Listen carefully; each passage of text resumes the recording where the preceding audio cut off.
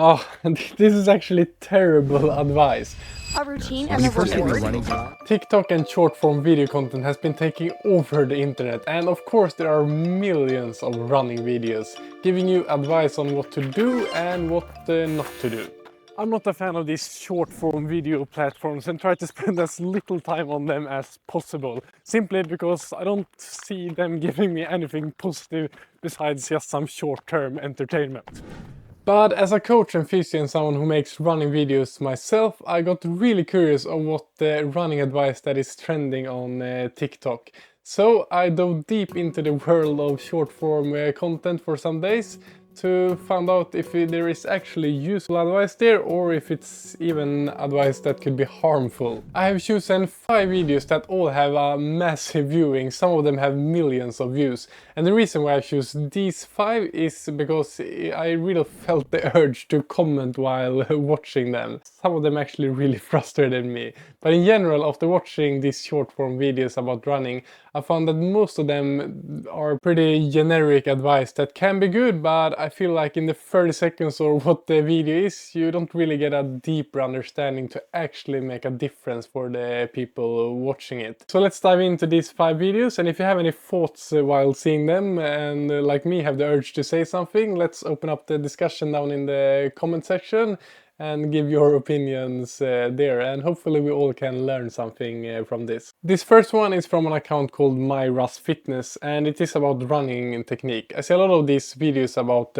running technique getting viral, and before we even start watching this, the main issue I have with this is that going out and thinking a lot of how you run, trying to change something after you watched a TikTok video without doing it very gradually, it's a high injury risk, because doing most changes to your running form will move the load from running to different parts of your body, and it takes time for the muscles, tendons and bones to get strong enough to handle the new type of load.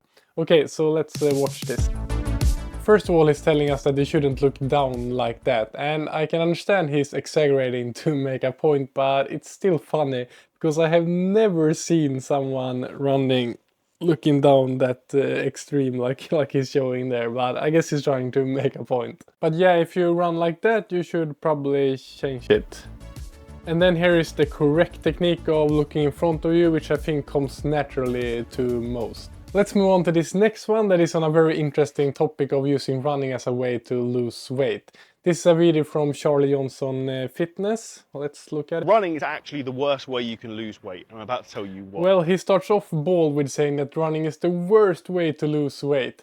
I would argue that there are way worse ways you can lose weight. For example, sitting in your sofa watching TikTok. If you're overweight, you can't run very far. Very plain and simple.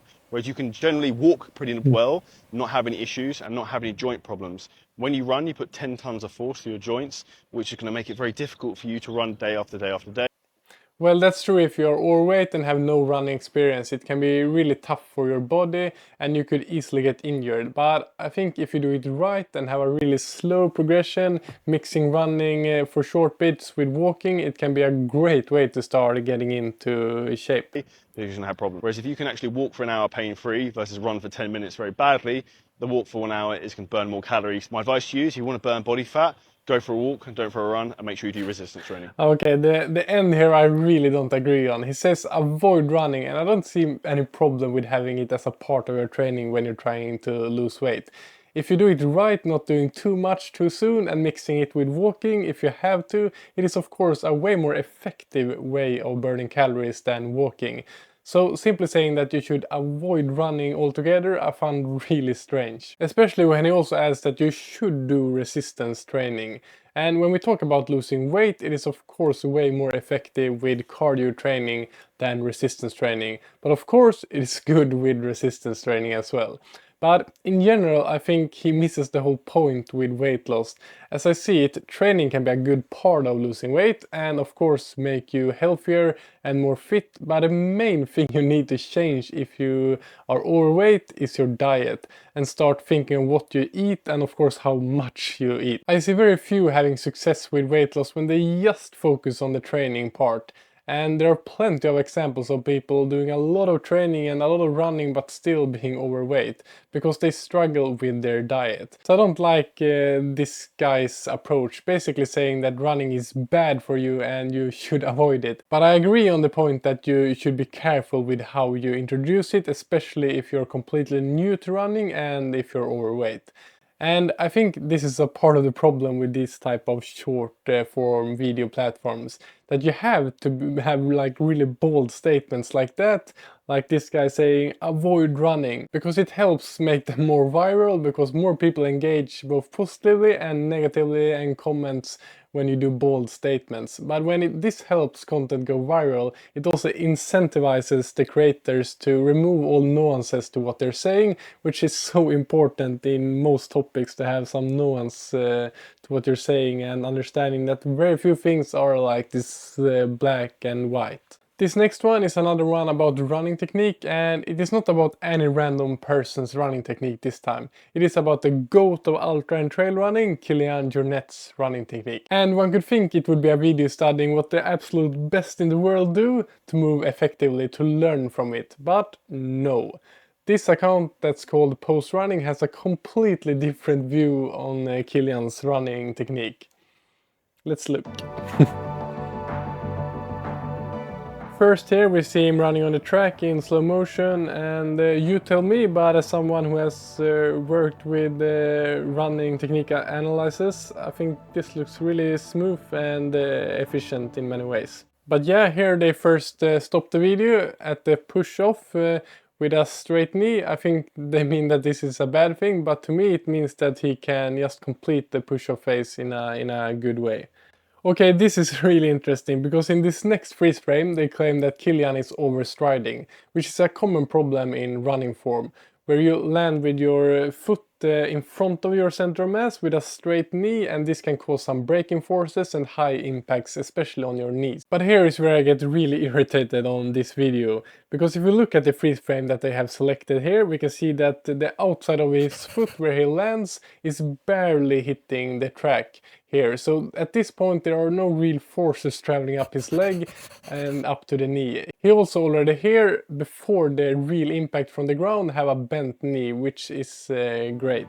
And here on the next freeze frame that they have selected, where they claim that something is wrong with the position of his back leg in the swing phase, we can see where he really hits the ground, and where the real impact from landing on the ground is traveling up his leg and up to the knee.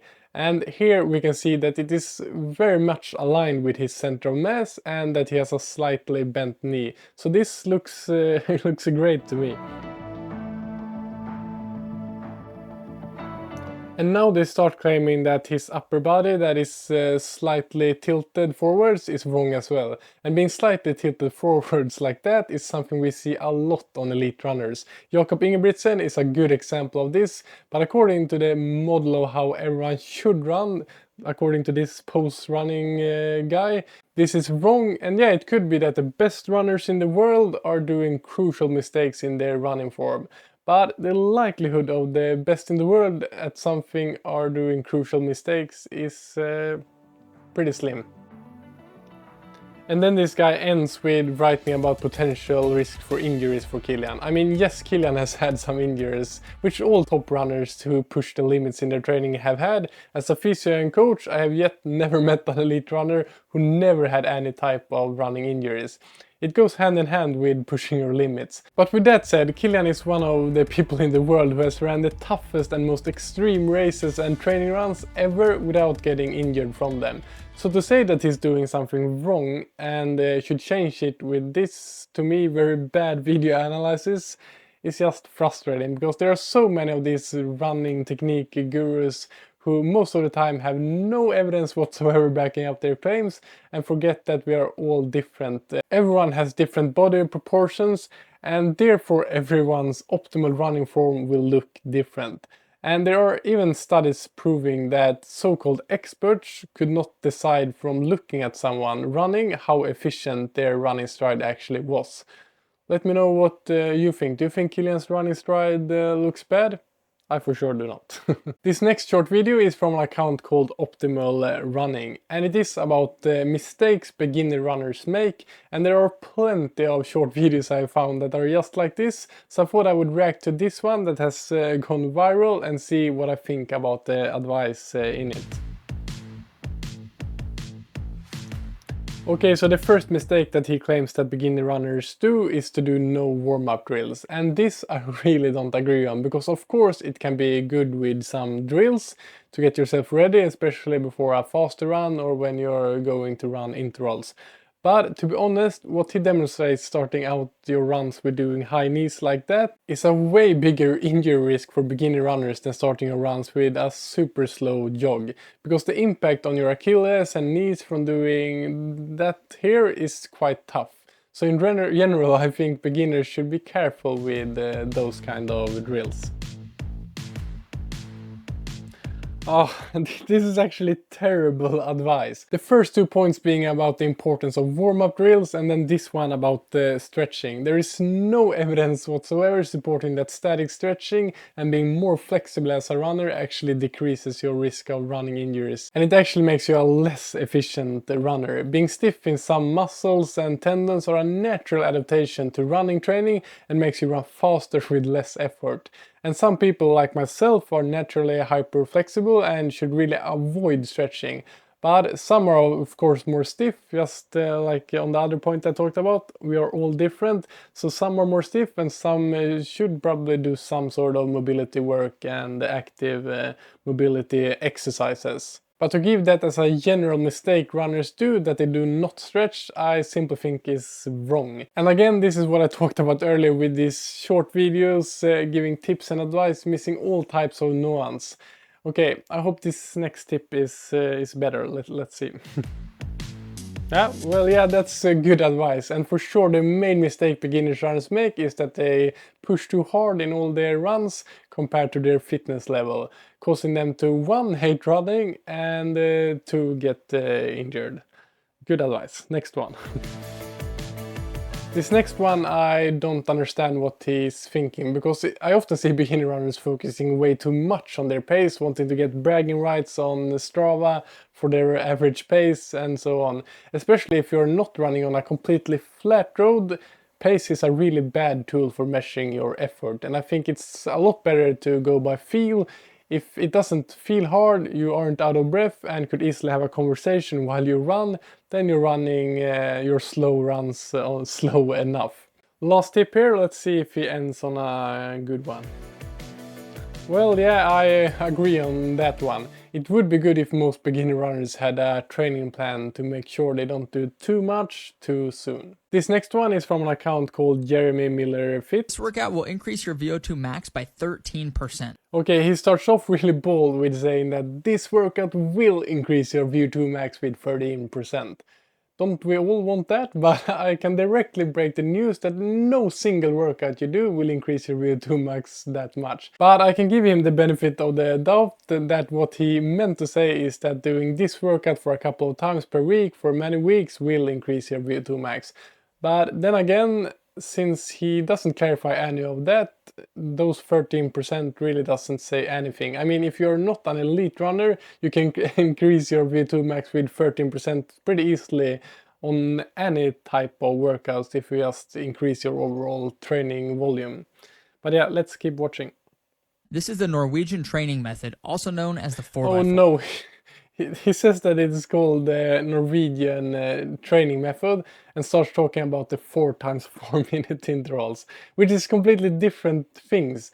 And he also has a picture of Karsten Warholm, who is a 400 meter hurdles runner, who do sprint training and trains as far from the Norwegian method as simply possible. It is a scientifically proven and studied method for increasing your VO2 max. Here's how to do it. Start with a 10 to 20 minute easy warm-up jog, then complete 4 rounds of the following. Run for 4 minutes with your heart rate around 85 to 95% of your max heart rate. This should be around your 5K or 10K pace. Then rest for 3 minutes with an easy recovery jog, letting your heart rate lower to around 60 to 70% of your max heart rate. You'll repeat this 4 minutes on, 3 minutes off for a total of 4 rounds. Then finish off the workout with another 10 to 20 minute cooldown jog. You can repeat this workout 1 to 2 times per week. Okay, yeah, he talks about these classical intervals with 4 minutes of really hard effort at 85 to 90% of max heart rate times 4. And yeah, this is an interval method that some Norwegians studied about 10 years ago and found that the participants in the study had a really good increase of VO2 max after some weeks of doing a lot of these intervals. The 4x4 is actually a really bad workout, I would say, for most runners, since it is so hard that you can't do so much of it, and the injury risk of running your intervals that hard is also really high. I actually did a lot of these 4x4 minute intervals myself when I was a young ambitious athlete when this study was first published, and it was a big hype around these kind of intervals here in Scandinavia. And today I consider that being one of the biggest training mistakes I did back then, focusing on these really hard intervals that made my training volume lower and caused me to get a lot of unnecessary injuries. What the Norwegian method is all about, that has revolutionized training for many runners, is running intervals under and around your anaerobic threshold, which is a lot slower than you do in these 4x4 minute intervals. And this makes you able to do more interval sessions. The elites who follow the Norwegian method do many of these days where they do 2 interval sessions in a single day. I actually made a whole video describing the Norwegian method. Click here if you want to watch that. Train smart, have fun, and I will see you in the next video.